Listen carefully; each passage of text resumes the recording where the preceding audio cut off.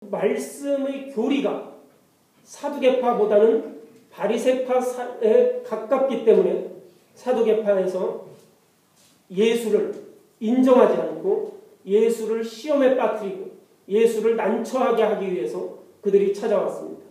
바리새파 사람들이 예수를 찾아온 것이 아니라 사두개파 사람들이 찾아온 것. 바로 예수의 그런 말씀들이 사두개파의 교리에 가깝기 때문에. 그래서 사두개파 사람들이 예수에게 찾아와서 물어보는 것입니다. 모세의 율법, 모세오경에 기록되어 있는 신명기 25장 5절에 있는 계대법을 이야기하고 있습니다. 우리 한국의 큰 교회들이 여러 이제 교파들이 이제는 교회 안에서 세습을 세습이라는 것은 담임 목사의 아들이나 딸이나 사위가 그 교회를 물려받을 수 없게 되는 그러한 법을 몇몇 교단에서 제정을 했는데, 그래서 많은 사람들에게 세습을 한다 이런 손가락질을 받기도 했는데, 어떤 목사님이 하루는 이거는 세습이 아니라 계대입니다 라고 이야기하신 적이 있습니다. 신명기 25장 5절 이하가 계대율법인데 이것은 세습이 아니라 계대입니다 그렇게 이야기하셨는데, 그 참 머리가 좋으신 것 같아요. 이렇게 성경을 이렇게 다 샅샅이 뒤져가지고 세습이 아니라 계대다 이렇게 이야기하시니까 굉장히 머리가 좋으신 것 같아요.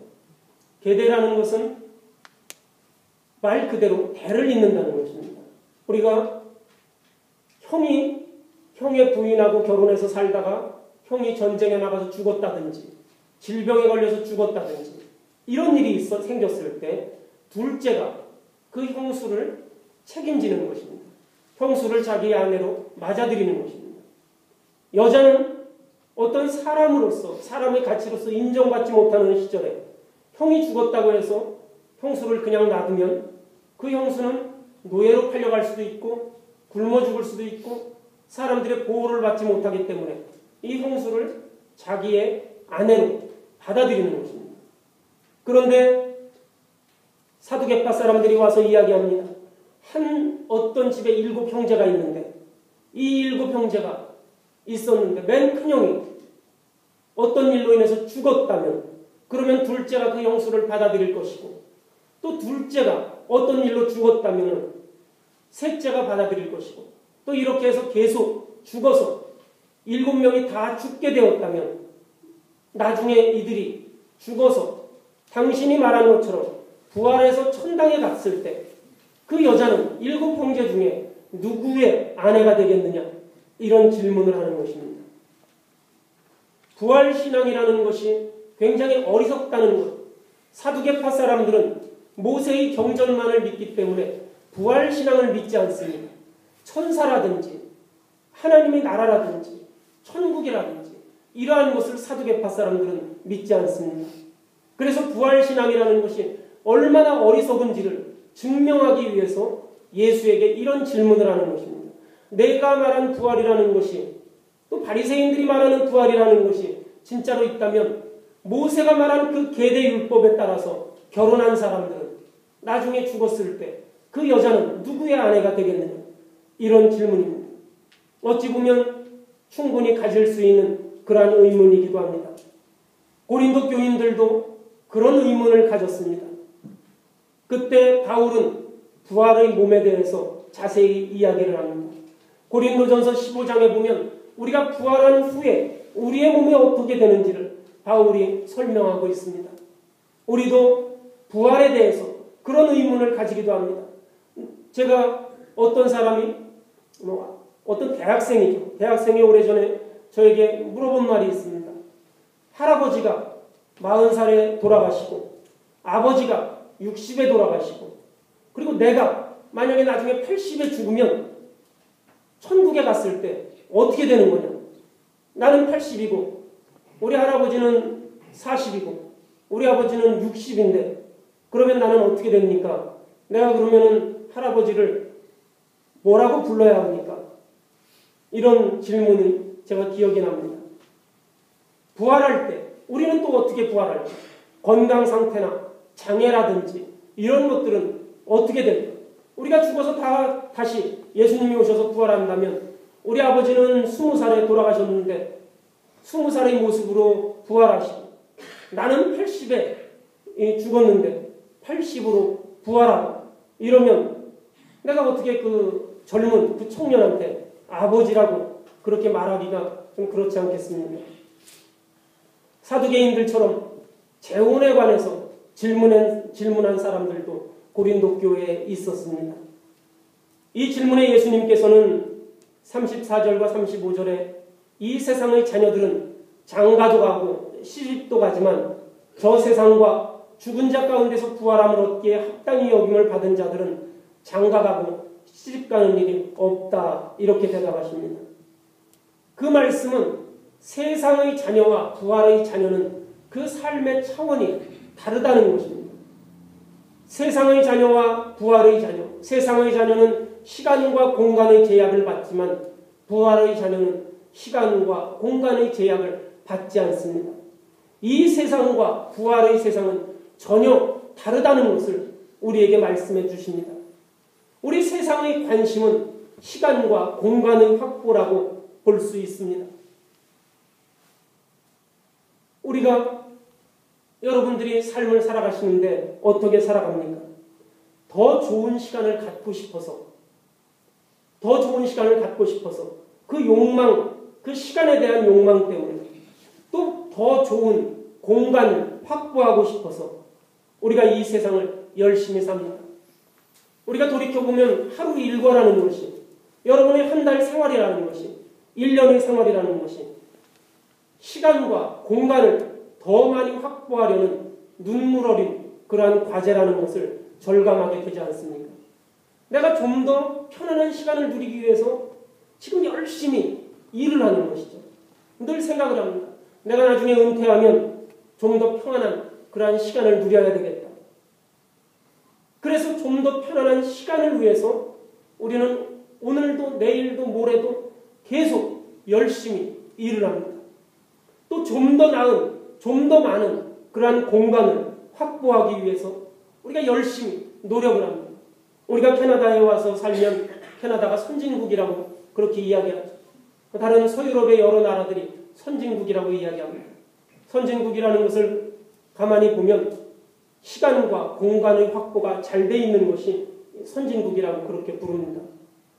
많은 돈이 있고 돈이 많아서 이런 것이 아니라 시간과 공간의 확보가 잘 돼 있는 것.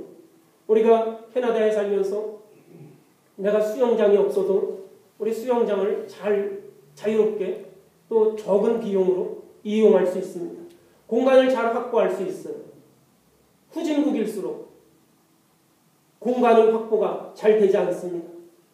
조그만 공간 안에 많은 사람들이 있고 내 공간을 잘 누릴 수가 없습니다. 선진국일수록 땅이 작아도 나의 공간의 확보가 잘 되어 있습니다. 공원도 내가 가면 내가 누릴 수 있는 만큼의 공간이 있고 또 문화시설도 내가 누릴 수 있는 만큼의 그러한 공간들이 있습니다. 우리의 삶이라는 것이 시간과 공간을 확보하기 위해서 눈물 어린 그러한 과제가 바로 우리의 삶입니다. 돌이켜보면 내가 그냥 나 하나 누울 자리에 있으면 되는데 내가 좀 더 많은 공간을 확보하기 위해서 열심히 노력합니다. 누가복음에 보면 어리석은 부자에 대한 이야기가 나옵니다. 창고를 더 크게 해서 여러 해 쓸 물건을 쌓아놓고 나의 시간과 나의 공간을 확보해놓고 내 시간과 내 공간이 확보되었을 때 내 영혼까지도 평안할 것이다. 이렇게 생각을 합니다. 좋은 옷을 입고 좋은 시간을 보내면서 날마다 호화롭게 지내는 이 부자에게 있어서 시간과 공간을 즐기는 것이 가장 큰 관심이라는 그러한 말입니다. 그런데 예수님께서는 죽은 사람들 가운데서 살아나는 부활에 참여할 자격을 얻은 사람들은 시집가고 장가가는 일이 없다고 그렇게 말합니다. 그리고 그들은 다시 죽을 수도 없나니 그 사람들은 천사들과 동등하고 부활의 자녀로서 하나님의 자녀다 이렇게 선포하십니다. 차원이 다른 문제라는 것입니다. 예수님 안에서 부활의 생명으로 거듭난 사람들은 시간과 공간에 제약을 받지 않는다는 것입니다. 우리 인간의 생각으로 인간의 삶으로는 다른 차원의 문제라는 것입니다. 시집가고 장가가는 것, 누가 아버지고 누가 어머니, 이런 차원이 아니라는 것입니다. 세상의 기준으로는 하나님의 나라를 이해할 수 없고 말할 수 없습니다. 영원히 죽지 않는다는 점에서는 천사와 같다고 우리가 생각할 수 있습니다. 부활의 자녀라는 것, 또 더 나아가서 하나님의 자녀라는 것, 우리가 비록 이 땅에서 시간과 공간의 제약을 받고 살지만 하나님의 자녀라는 것은 이미 다른 차원을 알고 있는 사람들이고 그 다른 차원의 삶을 우리가 고대하며 소망하며 사는 사람들입니다.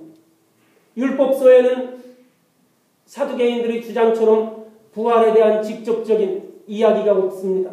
모세우경에 부활에 대한 직접적인 이야기가 없지만 예수님께서는 사두개인들에게 모세에게 임했던 가시나무 떨기의 이야기를 그들에게 하시면서 부활에 대해서 증언합니다.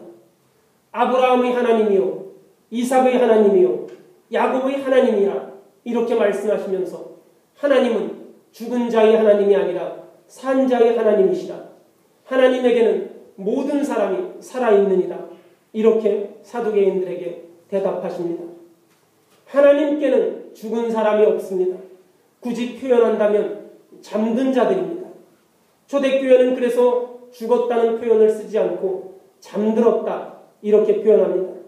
고린도전서 15장 6절에 보면 바울이 고린도교회 교인들에게 죽음에 대해서 이야기하면서 죽었다라고 이야기하지 않고 잠들었다. 그들이 하나님 품에 잠들었다. 스데반도 사도행전 7장에 보면 잠들었다고 그렇게 표현하고 있습니다. 그리스도 안에서 하나님과 관계를 맺고 있는 사람, 그리스도 안에서 하나님의 자녀로 선택받은 사람은 그 모든 사람은 죽지 않고 영원히 살아있습니다. 하나님의 자녀가 된 사람은 시간과 공간의 제약을 받지 않습니다. 하나님의 자녀가 된 사람은 이 땅에 살면서 하나님의 나라를 바라볼 수 있는 사람이고 하나님의 차원의 삶에 우리가 안겨있을 그러한 사람입니다. 죽음이라는 것은 다른 차원으로 옮기는 과정이 되는 것뿐입니다. 하나님의 자녀가 된 사람은 우리가 이 땅에서 살다가 시간과 공간의 제약을 받고 살다가 그 제약을 받지 않는 전혀 다른 세계로 옮겨가는 것, 이것이 죽음일 뿐입니다. 그런 의미에서 하나님은 살아있는 자의 하나님이라고 그렇게 예수님께서는 말씀하시는 것입니다. 우리 사랑하는 성도 여러분, 예수님께서 말씀하시는 하나님, 살아있는 자의 하나님이라는 이것이 우리의 부활신앙이 되어야 할 것입니다. 우리가 이 땅에 살지만 하나님 나라를 바라보며 이 땅에 있는 그러한 것들에 제약받지 아니하고 하나님과 영원히 함께하고 동행하여서 하나님이 기뻐하시고 하나님이 이루고자 하시는 그 나라 우리가 함께 참여하고 또 그 나라의 복됨을 이룰 수 있는 우리 성도 여러분이 되시기를 주님의 이름으로 축원합니다. 함께 기도하시겠습니다. 사랑과 은혜가 많으신 아버지 하나님, 우리 하나님께서는 죽은 자의 하나님이 아니시고 영원히 살아계신 산자의 하나님이심을 우리가 믿고 고백합니다. 아버지 하나님, 우리가 죽음이 우리를 갈라놓고 죽음이 우리의 모든 절망이 되는 줄 아나 아버지 하나님 앞에서는 그 죽음은 우리를 하나님 나라로 이끌어가는 또 다른 과정일 뿐임을 저희들 믿고 고백할 수 있게 하여 주시옵소서. 아버지 하나님, 우리가 또한 부활의 신앙으로 거듭나길 원합니다. 아버지 하나님, 이 땅에 살면서 아버지 이 땅의 것들에 얽매이고 짓눌려서 아버지 그렇게 살다가 영원한 하나님의 나라에 가지 못하는 것이 아니라 아버지 하나님, 이 땅에 사는 우리가 하나님의 말씀을 통하여서 하나님을 바로 알게 하시고 하나님을 깨우치게 하여 주시어서 아버지 하나님 나라에 함께 동행할 수 있는 천국 백성의 삶이 되도록 주여 축복하여 주시옵소서.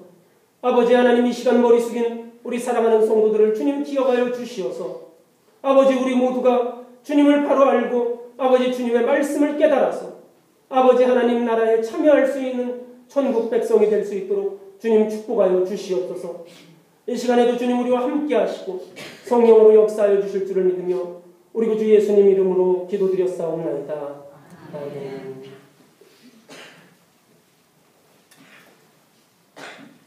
찬송가 301장 찬송 드리시겠습니다. 찬송가 301장입니다.